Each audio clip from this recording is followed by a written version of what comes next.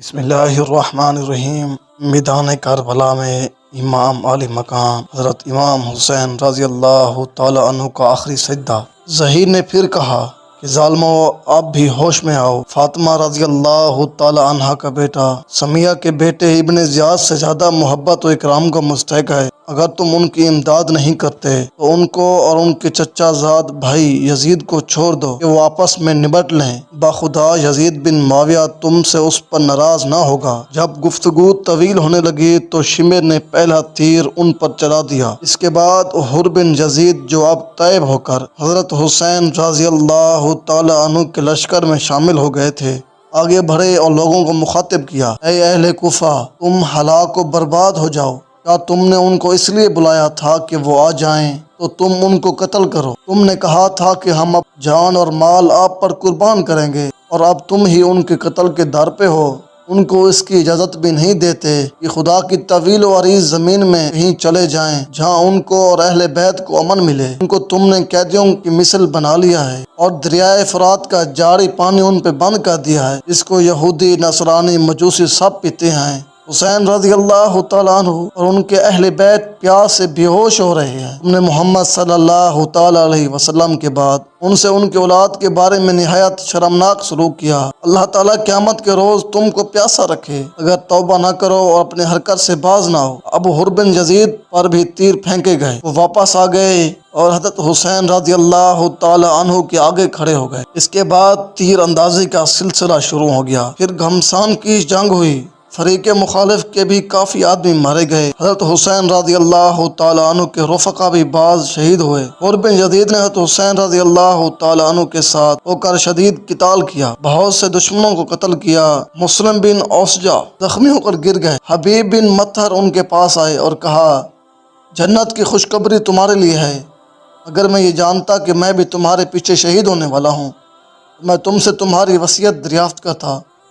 انہوں نے کہا: ہاں، ایک وصیت کرتا ہوں، اور حضرت حسین رضی اللہ تعالیٰ عنہ کی طرف اشارہ کر کے کہا: جب تک زندہ ہو ان کی حفاظت کرنا۔ اس کے بعد شقی و بدبخت شمع نے چاروں طرف سے حضرت حسین رضی اللہ تعالیٰ عنہ اور ان کے رفقا پر حملہ بول دیا۔ حضرت حسین رضی اللہ تعالیٰ عنہ کے رفقا نے بڑی بہادری سے مقابلہ کیا۔ کوفر کے لشکر پر جس طرف حملہ کرتے تھے میدان صاف ہو جاتا تھا۔ جب عروہ بن قیس نے یہ حالت دیکھی تو عمر بن سعد سے مزید کمک طلب کی اور شیث بن ربیع سے کہا: تم کیوں نہیں آگے بڑھتے؟ اس وقت شیث سے نہ رہ گیا اور کہا کہ تم سب گمراہ ہو۔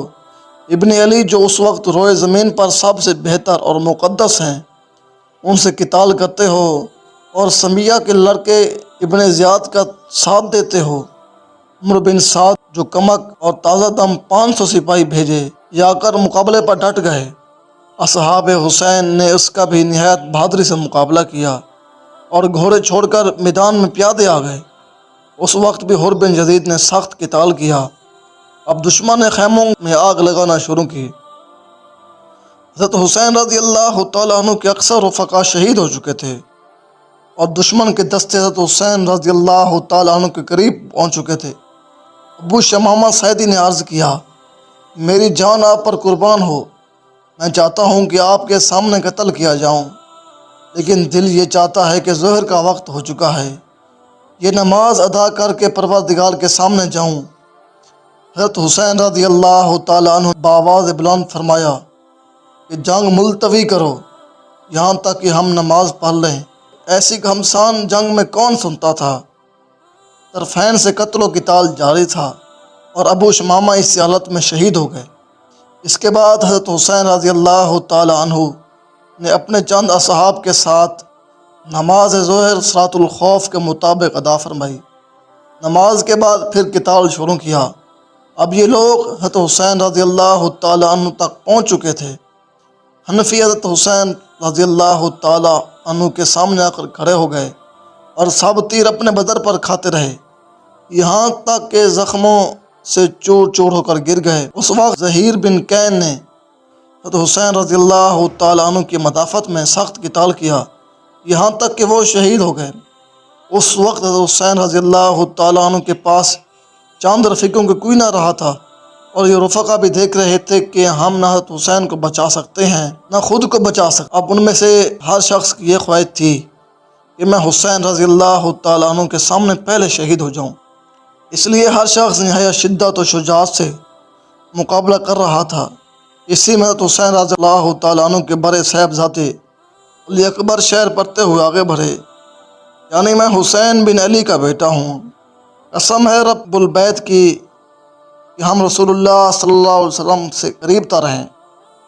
اس کے بعد شمع 10 آدمی ساتھ لے کر حضرت حسین رضی اللہ تعالیٰ عنہ کی طرف بڑھا۔ حضرت حسین رضی اللہ تعالیٰ عنہ شدید پیاس اور اتنے زخموں کے باوجود ان کا دلانہ مقابلہ کر رہے تھے، اور جس طرف حسین رضی اللہ تعالیٰ عنہ بڑھتے یہ بھاگتے نظر آتے۔ اہل تاریخ نے کہا ہے کہ یہ بے نظیر واقعہ ہے کہ جس شخص کی اولاد اور اہل بیت قتل کر دیے گئے ہیں، اس کو شدید زخم لگے ہوئے ہوں اور وہ پانی کے ایک قطرے سے محروم ہو، اور وہ اس قوت و ثبات قدمی سے مقابلہ کر رہا ہے کہ جس طرف رخ کرتا ہے مسلح سپاہی بیر بکریوں کی طرح بھاگنے لگتے ہیں۔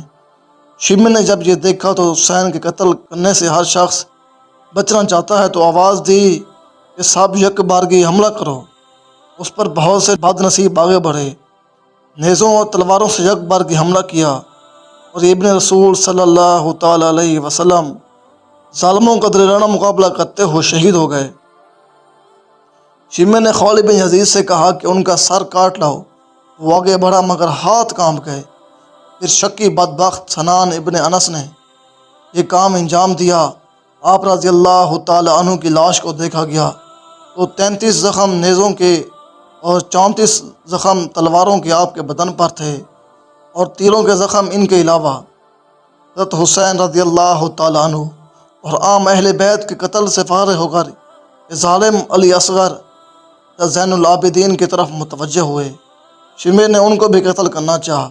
حمید بن مسلم نے کہا سبحان اللہ، تم بچے کو قتل کرتے ہو اور جب کہ وہ مریض بھی ہے۔ شمع نے چھوڑ دیا۔ عمر بن سعد آگے ہوئے اور کہا کہ عورتوں کے خیمے کے پاس کوئی نہ جائے اور اس مریض بچے سے کوئی تعارض نہ کرے۔